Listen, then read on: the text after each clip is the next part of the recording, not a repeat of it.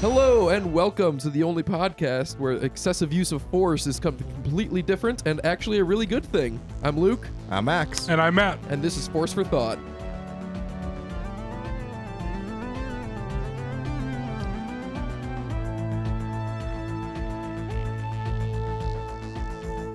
Hello and welcome. Today, the boys are going to be talking Kanan, the Last Padawan. It's a comic series from 2015. We're talking the first story, the first what's the phrase in the comic world? The first arc of the series. It's a 12-issue series, and it's divided into two story arcs: The Last Padawan and Bad Blood. Bad Blood? First Blood. First Blood. Bad Blood is the Taylor Swift song. It's true. We can also do an episode on that. And also, First Blood is a Rambo movie. The first Rambo movie. But the Kanan book is also First Blood, right? Yes. I just figured I'd say that too. We didn't read that one, as you can tell. We did not. I also was surprised that this was a to be continued, which I was very angry about. Yes, I will take this one on the chin because it was my idea to do the Kanan comic as a review, and I had the trade paperback for the Last Padawan arc, and I knew it was the first 6 issues of the 12-issue series, but I was pretty blown away at how connected the two stories seemingly are, because I feel like the first 6 issues ended on something of a cliffhanger. Yeah. Like, I almost considered us holding off on doing this episode until we read the second story, but there was a lot to like in the first one, and I'm excited to talk about it. But what'd you guys think? Same. Were you surprised? Because, Max, you read a lot of comics, and usually the arcs are very distinct from one to the next. I guess it depends. I'm trying to think of some of the other comics that I've talked about on the show before. So, like, the Darth Vader comic series from Charles Soule was 25 issues, I want to say, and there was maybe like 7 or 8 different arcs in there. I was going to guess 4 or 5. But no, there was definitely more than that. But they were like pretty related. I mean, they kind of like went from one into the next. Yeah, that series was kind of pretty like coherent. kind of like this one. I will say I think that this one, it did have like a pretty clear line though between one story and the next. I think this one, it was all about Caleb Doom experiencing Order 66 and the immediate aftermath of 66, and then the second arc was a significant time jump where it kind of took off more with him as an adult within the Ghost crew. So sure. Another example, what I was thinking, because I just recently read it, and I know you might have too, because I see it on your desk, is the Yoda series. Have you read that yet? Or that is my to-read pile. Oh. No, I haven't read it yet. I'm not all one the of way our caught listeners has commented and said that it is really good. Oh, good. I liked it also, but those story arcs are also very split up. I mean, they take place decades apart from each other, and I don't know. I was expecting for something more like that for here, but regardless, Kanan, the Last Padawan, started off at the end of the Clone Wars. Kanan's then Caleb Doom's experience with Order 66 and his obvious survival and how that came about. So what did you guys think of the end of the Clone Wars from Caleb Doom's perspective? That's the most we ever really see of Depa Billaba. That was exciting to see some of her. And their clone troopers, Captain Styles and Commander Gray, also got a lot of screen time, and I appreciated that. Yeah, I feel like, obviously we were talking about this in the past, where how Bad Batch opens up with the kind of retelling of how his perspective from Order 66 goes, and so it was interesting reading this and seeing it from, it unfold completely. And I also really love the arc of him thinking that he loves kind of where he's at in life, and he loves the war going on. I thought that was a really interesting take. Because I feel like you never really fully see that. Obviously, we know characters who thrive kind of during war, but the fact that he is such a young Padawan, I know that's not exactly the question that happens within there. But yeah, I thought that was really cool. Max, what'd you think? I was pretty much going to say the exact same thing that Matt just said, just about how, Bad Batch is obviously very top of mind right now, and the very first episode of the series retconned this, and so I was really enjoying the story, but only kind of thinking about like how much any of this, like where does that retcon begin and end, basically, because we only see Caleb Doom for a very short amount of time at the beginning of Bad Batch. So I'm like trying to think like, okay, well, like some of this could definitely still exist, like the characters that he meets along the way and everything. Yeah. Like they could still be there, and like the only thing that's really significantly different would be the the planet. I mean, they were on a completely different planet. Yes, doing that's a different true. mission Right. at the time. I mean, I would even argue that that's the only thing that's significantly different. I was all aboard the hate train when Bad Batch Season 1 came out and they retconned this comic series, but I admittedly hadn't read it yet. But I knew that they retconned the lightsaber color of Depa Billaba, and I've talked about that on the podcast. Yeah. That was the most That's egregious one for interesting. me because it's just such an unforced error. Like, why? Why? There's no Just story why? element to do Yeah. it. Yeah, just why? But I think that was just a mistake. I don't think you can I argue refuse there's a to believe reason. that That's they would make true. such Like, a how do simple you- mistake like that. But the rest of the stuff, I mean, in the Bad Batch, Depa Billaba dies while telling Caleb to run, and then Hunter kind of lets him go, and Crosshair says we should have killed him. Mhm. And beyond that, that's the only thing that's different. And if that there wasn't a clone that let him go in this, but the part of the story between Depa Billaba telling him to run and him getting away from the clones there in the beginning is 2 frames of a panel, and it's Yeah. relatively insignificant. So I'm actually not bothered at all by that retcon, I with want- the exception of the lightsaber Well, color. spoiler alert, I think we're going to get into the plot here shortly, but there is still a clone that definitely lets him go. Well, yeah, after At a the- while. At the end of the Yes. story, yeah. Okay. I'm also wondering why in the Bad Batch it needed to be Caleb. Like, why was it Kanan that we had to see? From that perspective, it could have been almost anybody, right? Like, it doesn't- could have been literally anybody. 'cause it Yeah, they could have doesn't- made a unique character, but Yeah, I think that was a fun enough callback to Rebels, and for Sure. the relatively casual viewer that doesn't read the comics but does watch the animation, that's a fun reference and a little bit more of the story. And like I was saying, it doesn't retcon enough of this story Mhm. to be the reason not to do it. Oftentimes, too, I think they try to insert specific things to cue you in on where things are taking place in time. That's And so good. I feel like that call. was also kind of like a message to the more casual viewers, like, oh, hey, look, this is Kanan. He's still a kid at this point. Yeah. Like, this takes place well before Rebels. Yeah, So the good call. Order 66 is executed. The clones immediately turn on Depa Billaba and Caleb Doom. Mhm. Caleb obviously escapes, and Depa Billaba is killed. And then the story gets, you obviously know it's going to get dark, but it's really kind of depressing how he's a street rat running for, they're kind of vague about it, but several days or weeks, Mhm. and he doesn't let himself sleep because he's terrified, and Yeah, he can't find food or shelter or anything, and he has to rely on the kindness of Stranger, the new character whose name escapes me for the moment. I have it written down. Kashmir or Casimir. Janus Casimir, Yeah. which is apparently where Kanan Jarrus comes from, yeah. which they never there's- really addressed. no, he just kind of which- names himself Kanan Jarrus after a while, but that's really similar. Yes, that was a little weird for me to do. Honestly, to do a little top level note before we dive into it. I don't know if I really loved this comic. I know it's we reviewed the Solo comic a couple months back at this point.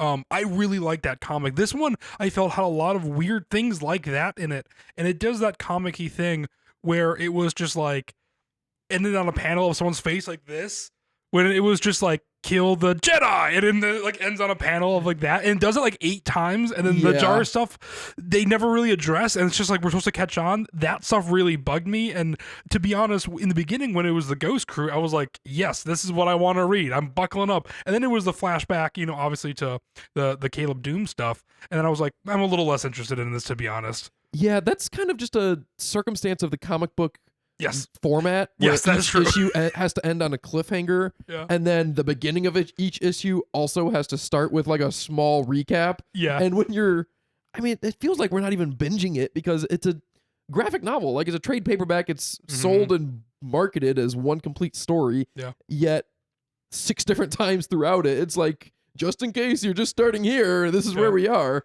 And that's so much more annoying when reading it in this format. Yeah. That's interesting. I really like the campiness of that, so I Mhm. kind of disagree. I had the opposite reaction where Yeah. I'm like, oh, this feels like the old more classic comic book formats yeah. where it's like, yeah, Very every serial. issue ends on that kind of unnecessary cliffhanger. And Yeah. you're like, oh, I wonder what happens next. Even though we know that he survives, so Yeah. it's like Yeah. it's unnecessary. It's literally just to be like, oh, tune in next week. But I think that's Oh. what Solo, the Han Solo comic did so well. It felt very natural. Where it was like, oh, because we don't know the stakes. But when they was Yeah. like arrest the Jedi, it was like, oh, they found out he was a Jedi and he gets arrested. It's like that's who cares? That's true. I didn't think about that because in this story, they're really, well, I mean, I guess they introduce like a couple side characters, and so you kind of wonder how maybe their fate ends. But spoiler alert, they don't show it in this series. Yeah. But yeah, like in the Han Solo comic that we reviewed previously, you really don't know, like, is he gonna win? Is he gonna like find the spy? Or are they gonna Yes. deliver Yeah. the shipment or whatever they were doing in that? And then this one, it's literally just like, oh, find out what happened to Kanan from Yes. his perspective when Order 66 occurred. And Yeah. so it's just kind of more of like we already know how it's going to end. He's gonna survive, obviously. Yeah. It starts with a flashback, like you said. So it is interesting how they have to kind of But then manufacture some yeah. sort of way to Yes. keep you reading. But then it got even weirder at the end where it was just like, oh, guess no one recognized me. I don't know. It's like he's got his different name. He's got a different haircut. It was just like they made a big deal about that. Yeah. So at the very end, there's a time jump, and he goes back to the place where he was when Order 66 occurred, and it was Collar. 14 collar. Yeah. And it was 14 years later. 15 years later. I thought it was 12. No, thought that's it was what I 14. just went back and reread the first couple issues, and I'll defer. I was getting 15 small years. notes like that. Okay. And then yeah, he kept making a big point like wow, I guess I really have changed. And the only thing I could think of is, no, you have not. You're literally wearing the same outfit you wore 15 years Yes. ago. You still have a ponytail. Really, the only thing I could keep thinking is like, of course you have. It's the difference between a 12-year-old and a 27-year-old. Yeah. No one's gonna recognize you over that time. If you wore the exact same hairstyle and clothes for all of those years, I think I might. A 12-year-old and a 27-year-old. I mean, I don't want to start putting pictures of us at 12-year-olds up on the screen right now, but we might have to. You look, that's an extreme amount of time to. That You look 12 very to- different. Are you Not to 27 right mention- now? I I'm want to do 26. exactly that because there are a lot of 12-year-olds that I went to grade school with at St. Rita who wore the exact same uniform every single day, and I don't think I would recognize them unless they were wearing a St. Rita uniform, and I'd be like, hey, but wait that's a minute. uniform. He's just wearing street clothes. Like, Are you Eddie Burke? I disagree wholeheartedly. 15 years, not to mention the amount of time amount of time that you just forget someone for 15 years. You know, Caleb Doom was not that massive of a presence in their life 15 years ago. He was only there for a few weeks or months, and then he grew up for 15 years. That I would not worry about that for even a second if I had to go back and worry about someone that I knew when I was 12 recognizing me. But let me tell you, the comic wants us to believe that we should be worried about it. He mentions it every 2 seconds. let me put it into some perspective for you. If you were 12 years old, let's say you were in I don't know, whatever, the state of North Carolina, and you were only there once when you were 12 years old, but that also happened to be where your entire family was massacred, I think going back to North Carolina, you'd be a little hesitant. You'd be like, they still haven't caught the murderers, so even 15 years later, I'm a little hesitant. I'm a little traumatized by it. I guess I'm excited because for he's True still Detective season wanted. 5. That's what's I guess being a wanted criminal for those entire 15 years does put you on edge a little bit more.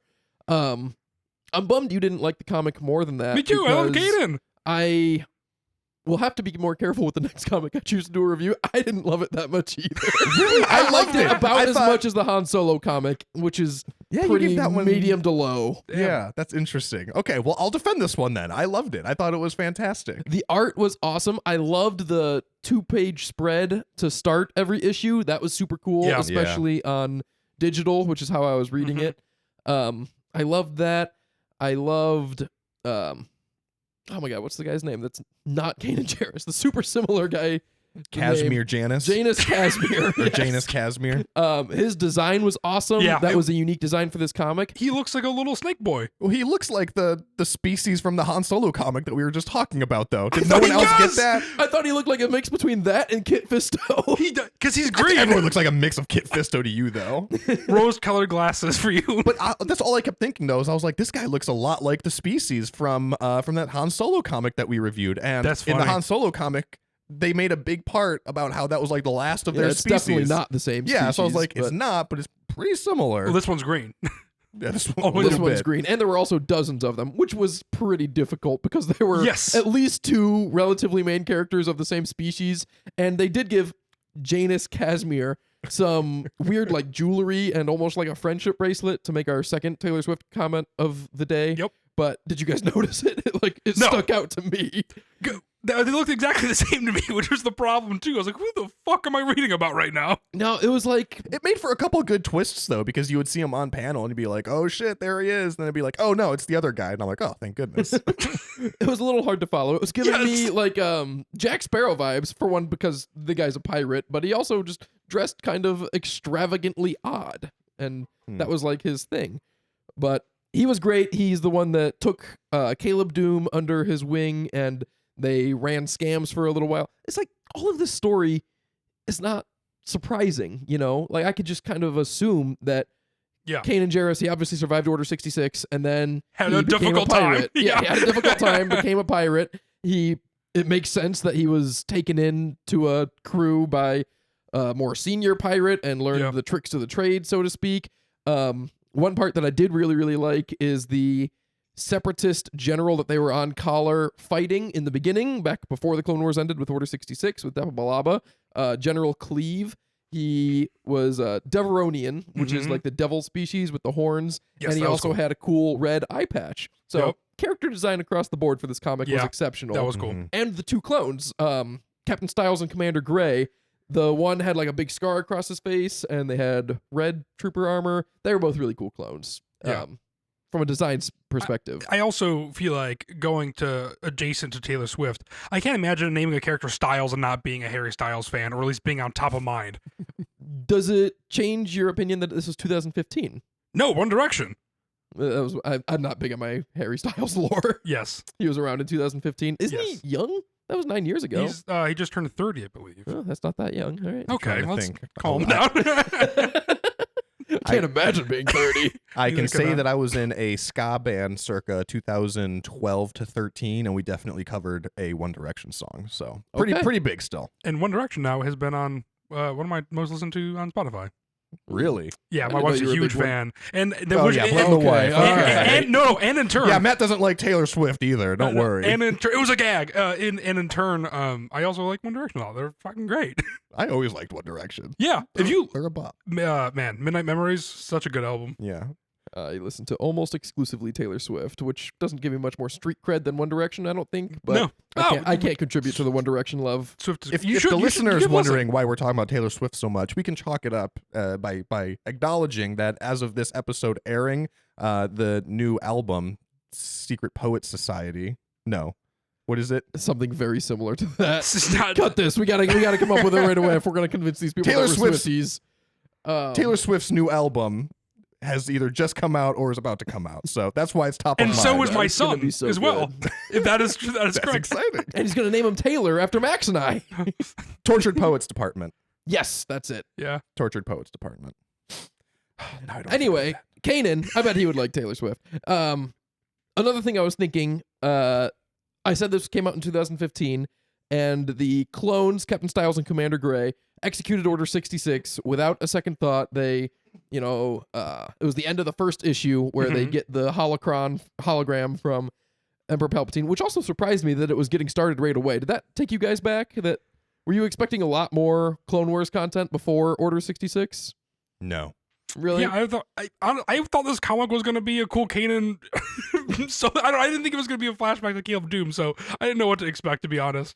I was thrown by everything. I was like, they're going for a milk run, and then all of a sudden, I was actually surprised because this arc that we're talking about, it's only 6 issues, and I've read it once before a long time ago, so I kind of knew that it wasn't going to do a whole lot with the Clone Wars, and it was all about after Order 66, but I thought that Order 66 actually happened a lot sooner, because the very first issue of this story ends after Kanan or Caleb Doom and Depa Billaba successfully complete their mission on Collar, and it basically ends with Caleb Doom leaning back, about to go to sleep, like, yep, there's nothing that can go wrong. Yes, that's what I... And then like a clone trooper starts getting an incoming transmission or something, and it's like, to be continued. And, yeah, it says... No, screw you. I like those to be continued. Felt like a Disney Channel original movie commercial. I like that. Like that Yes. too. Yeah. Nothing could go wrong.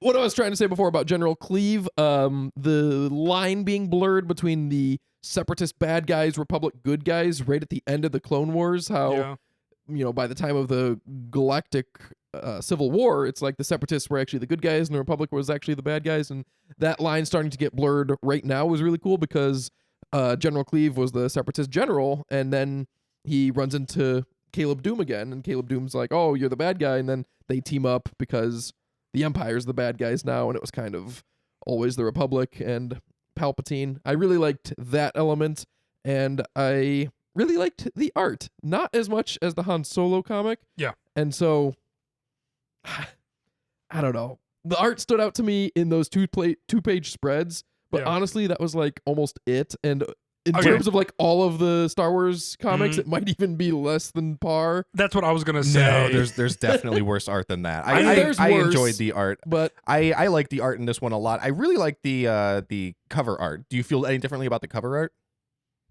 Because yeah, it was I did like the different. It was like a cover much art. different style. Yeah, and that I see that frequently with comics, that the Mhm. cover art's by a different artist for whatever reason. But yeah, I liked the cover arts better. But you found the art. Yeah, I kinda was lackluster the overall. same boat. The art threw me off a couple times, especially since these characters are so. We see them in a very certain style a lot of the time, and then just to like Hera specifically looks so different and like a little bit more sexualized. Oh yeah, the ghost which crew is- in particular. Yes, which is a little weird. And then I feel like again that artist's style, but I think some of the faces were very odd in those panels. I the think clones. is what I meant. They didn't Yeah, look like all the rest of the clones. I thought. That's a good one too. That's a good point out. That part didn't bother me. The art thing that kind of stood out to me, like in some of the campiness of it, was like when someone's like responding, like shouting, and it was like Yes. zoomed in like really hard on their face, and like it looks like they're like screaming at the top of their lungs. Yeah, that's like what I was don't know too, how to yeah. describe it other than like it feels very like anime Yeah, almost. yeah, Mhm. yes. Like they have like really circular eyes almost. and, Yeah, like a like the twinkle. background just like drops to a solid color. Yes, and or I like don't know. most of it is just 90% of their face. Like Yeah, zoomed exactly. in. Yeah, that stuff, which again is a creative choice and stuff, and so I'm not gonna hold it against it. But yeah, I agree. I was like, man, I'm not enjoying the story as much as I thought, and I'm also not enjoying the art, which didn't help. So then that's why it became eventually kind of moot. We're like in the Solo comic, I was like, ooh, I'm intrigued by this whole race, and I'm intrigued by the colors I'm looking at because it looks Yeah. so cool every single panel. I am really excited. We to said it when we reviewed that Han Solo comic, but that's a hard bar to Yeah. pass though, because that one I think has some of the best art in Yeah, all of it's Star Wars stellar. comics. I'm really excited to review a comic book that I liked because I do like most of the comics. I don't want to be sitting It's here just a bad- disliking on Star Wars This at all, but especially not the comics because they get such little love.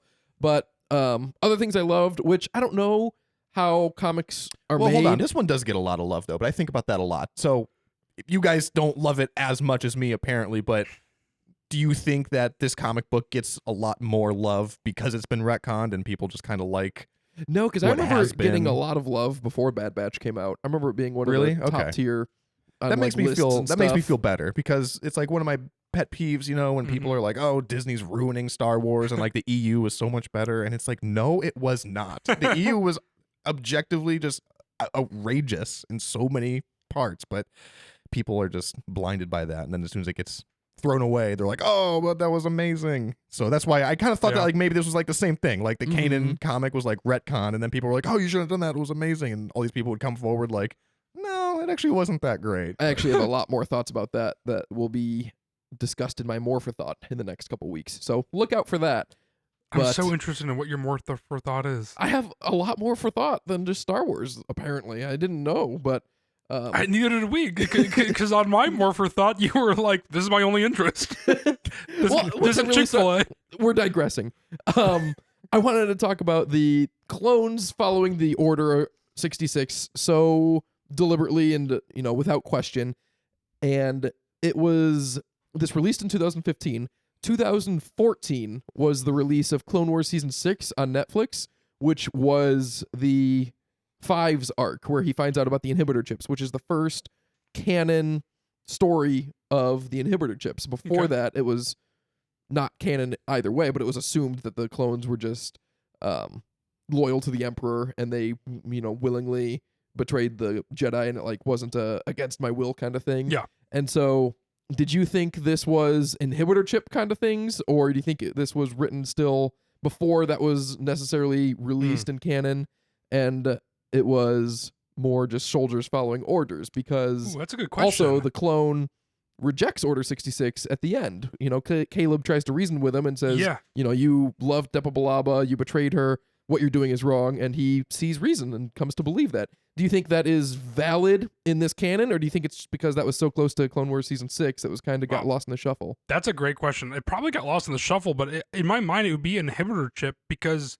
the same thing with even watching like Attack of the Clones and stuff too. Like when they trade, in Revenge of the Sith, when they do trade, it does feel like, since they're all clones, it feels like they have a switch that goes in, which is now we know the inhibitor chip.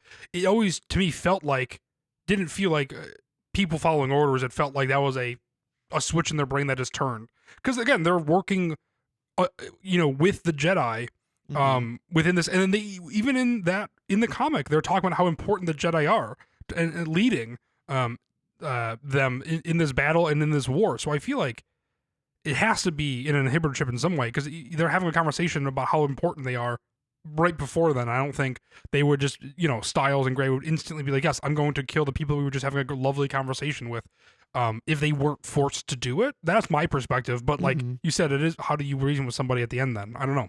In the Battlefront 2, the 2005 game, in the campaign, there's a great story where they go, it's the 501st, and there's like battle reports or action logs or something, and you can hear the clones talking, and they talk about having to go to Felucia to kill Aayla Secura, and they say, like, everyone on the transport knew what we were going to do, but no one talked about it, and it's a good thing we were wearing masks, because none of us could look her in the eye the whole day, and it's way darker and sadder that way, knowing that it's like, they just gritted their teeth and did what they had to do, and it wasn't a mind control kind of thing.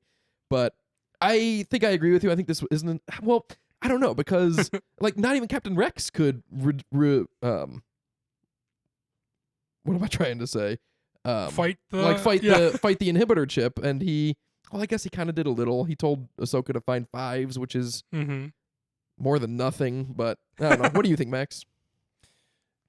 It's interesting. I mean, canonically speaking, it's inhibitor chips. Like, we know that was there. The question is, like, when they wrote this story, did they know that at the time? And so it doesn't really matter, like, as far as the story goes, because like we know that it's the inhibitor chips, but like, why didn't they talk about it in the comic? I think they should have talked about it in the comic, and the reason they didn't is because it got lost in the shuffle. I think the author, maybe they didn't 100% realize like why they were so willing to commit Order 66, but I think it still works either way, because we don't really see like a whole lot. I mean, we kind of see it a little bit in Bad Batch of Clone Wars, or I'm sorry, of clones post Order 66. Like, at what point, like, do they kind of like regain their own consciousness a little bit and start to reflect on the things that they did and whether that was like their own free will, which is what happened here. Order 66 came and they immediately turned on the Jedi. They immediately killed Depa Billaba, and they tried to kill Caleb Doom. And then the entire story is these clone commanders, Gray and Styles, hunting him down to kill him. And I guess I'll kind of spoil it now. So at the end of the comic, Gray kind of has this coming to Jesus moment where they're like interrogating Caleb Doom, and Caleb says like, don't do this. You guys loved Depa Billaba. You guys worshipped her. She was your leader and all that stuff. And Gray kind of started to come to a little bit, and he was like, yeah, and then there was a whole thing real quick where Caleb managed to escape, because then there was like a private side conversation with Gray and Styles, and Gray was like talking to Styles, and he's like, the kid is right. Like, why did we do that? Like, we were with her like all throughout the Clone Wars. She was our leader and like all that stuff. And so they didn't make any sort of mention of like premeditation. Like, they never once said like, we knew we were going to do this from the very beginning, or that day even that we were going to do it, which I feel like is a perfect opportunity to, if you kind of thought that that's how it happened. So maybe now that I'm talking myself out of my original position. I think the author knew that it was inhibitor chip related. Maybe what got lost in the shuffle was when this information was being disclosed, maybe they thought that they couldn't make that announcement within a comic, so they had to keep it kind of vague a little bit. It feels like, when in The Office, when Charles Miner gives Jim Halpert that task, he's go do that, go file that rundown. The rundown. that's the thing. And Jim's like, so how do you want that rundown? And it's like, should I be doing this? Do I divulge this information? Am I allowed to divulge this information? Yeah. Do I? They're What's like, going it's on here? it's inhibitor chips, but don't talk about inhibitor chips. Oh, We're doing that in Clone Wars. That's what It's it- like, that- but that's you, what but it you want me feels to do it. Like, yeah. But from his perspective, just don't mention the inhibitor chips. But like, how do I do that? It's But I think they walked that line well though, because the clones, they talk about it and they were like, why did we do that? Like when the order came through, like something changed, and they made a big part about how like it's not their I forget what they say exactly. Like they're not required to know what they're fighting for. They're only supposed to follow orders. Something like that. Yeah, because they is say the- when we don't follow orders, people die, and then Yeah. it's a rebuttal. People died anyway when we did follow orders, and that was a really great scene between Styles and Gray. I Yeah. think that is where the comic excelled for me. I mean, that was also the ending of the story. So I know. because I thought in the the same end, thing. It's kind of unfair though. in the end, Gray kind of started to come to a little bit, and he realized that maybe he was taken advantage of, and that like he is kind of being brainwashed by the Empire, and that he's not doing what he thinks is the right thing. And so, in the end, as I alluded to earlier in this podcast, it is Gray who rescues Caleb Doom as they're chasing him in a ship. They're shooting him down, and they're about to blow him up, and then Commander Gray from within the ship that's hunting him says that he's going to make things right, and he basically sabotages his own ship from inside, and they blow up. Yeah, I wanted to talk about that because he doesn't just save Caleb. He commits suicide and kills a whole bunch of other clones that were there with him. That's a pretty just to save Caleb. Like you can kind of No, I come think to your it's senses also and fight the system from within over the course of the rest of your life, and think not have to he- kill your other brothers. it's also survivor's guilt, though. I mean, he Yeah. knew that what he did was wrong, and he felt bad all these years for doing it. I think He had to write that wrong. I think they kind of did a good job of like hinting at it without like going too far into it. But I think Gray probably had these thoughts for a long time now, as I think a lot of clones do. I think a lot of clones, after enough time passed from the purge, that they kind of started to reflect, and they were like, why did we do all this? I wonder if we'll get into that in the Bad Batch. I wonder Maybe if we already have. I wonder if we already have. We're recording this on February 24th if it comes up, but that is an interesting thought. Last thing I want to talk about the comic was Depa Billaba in particular. It's the most characterization we've ever really gotten out of her. Mhm. The Living Force comes out in a couple months, and we're all going to read it, and so hopefully there will be more in that. But what'd you guys think? I didn't think she was like a wet blanket No, per I know se. what you mean. I know what you meant. She was, let's just say, she was trained by Mace Windu, and you can kind of tell. Yes, I think. Luke doesn't like Mace Windu. I think I don't dislike Depa Billaba. I dislike Mace Windu. I've been trying that to where you fit will. her name into some sort of punny food truck name this entire episode, and it's just not happening. Because it feels like it should be something right there. Why does it? It does. Doesn't it? Yes. If anybody has anything, please let me know. But yeah, I think it's one of those things where she's like almost like a mightier than thou type character. I do like the way that she makes Caleb question why they're doing the orders, why those decisions were made. I think that was a really interesting take. But yeah, for the most part, it was just like, yep, this is just like Jedi, like stereotypical Jedi. The part that rubbed me the wrong way was when she said that she dissented.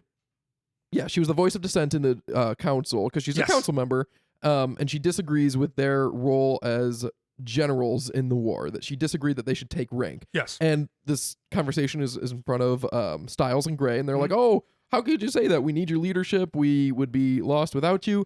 And she says, "I don't reject the idea of Jedi being leaders, just taking rank and being like military generals."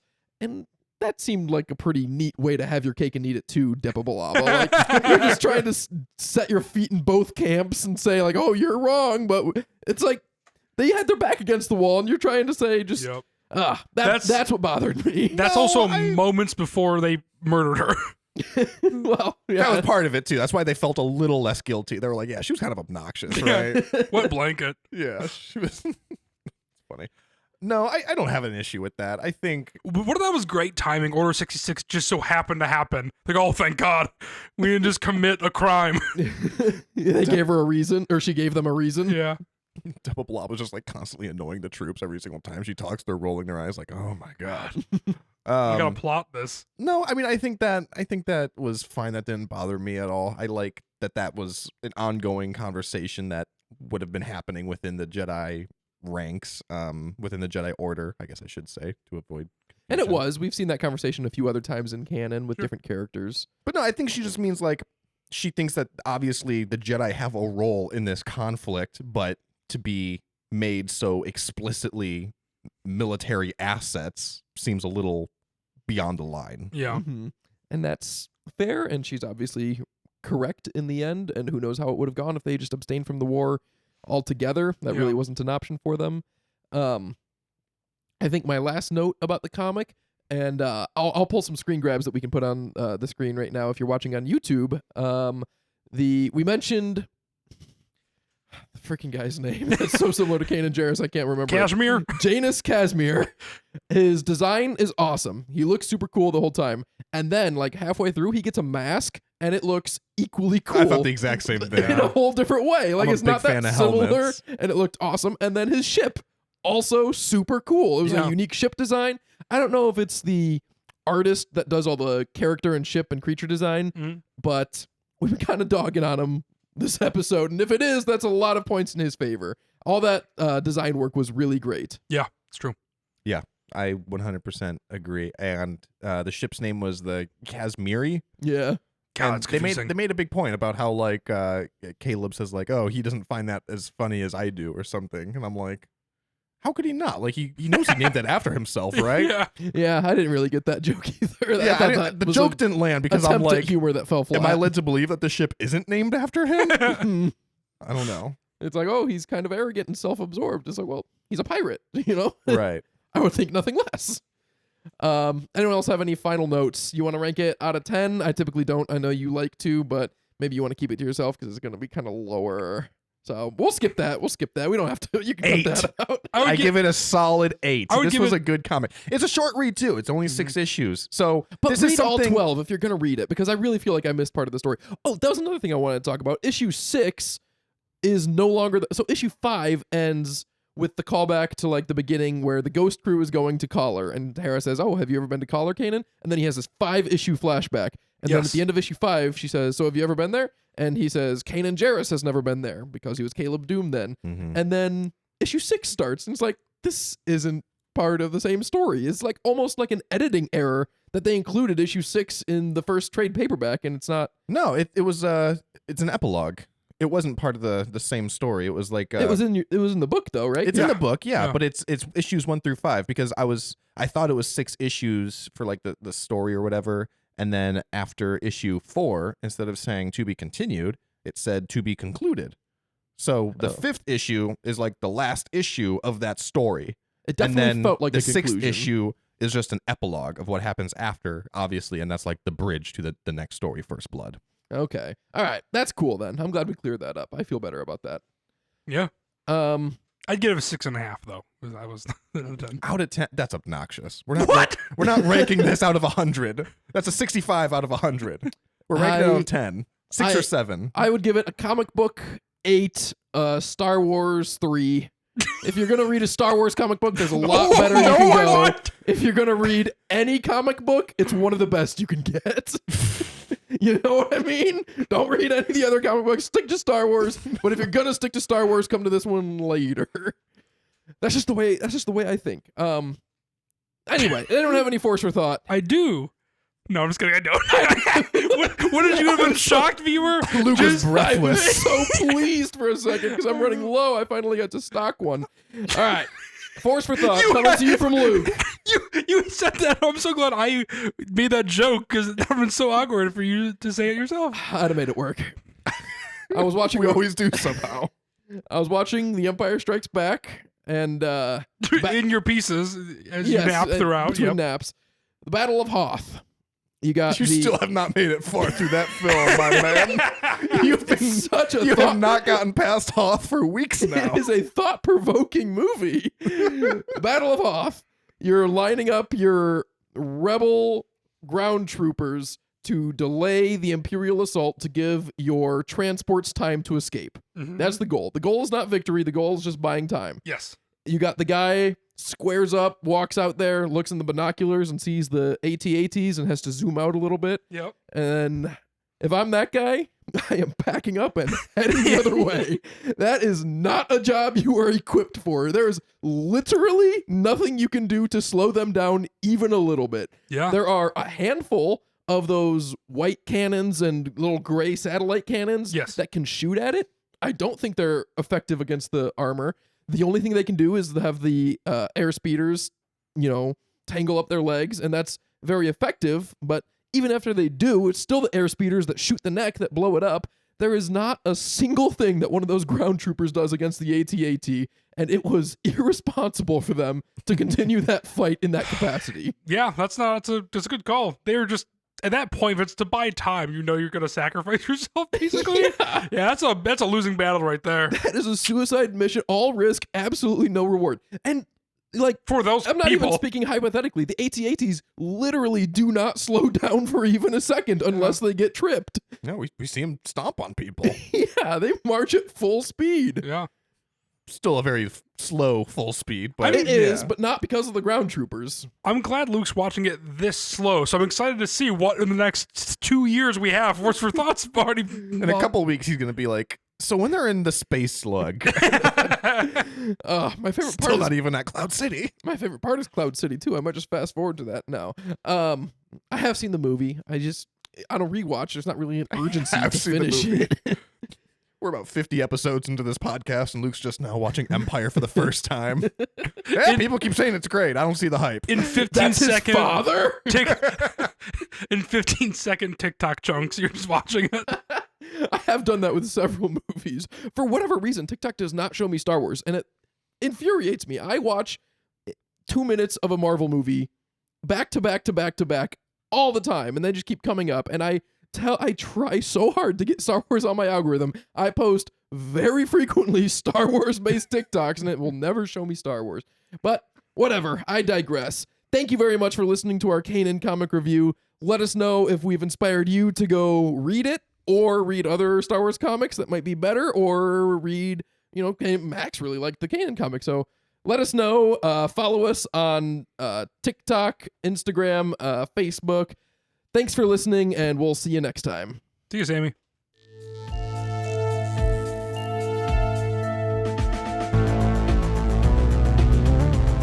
All that time, I never even got to play with my IG-88 toy.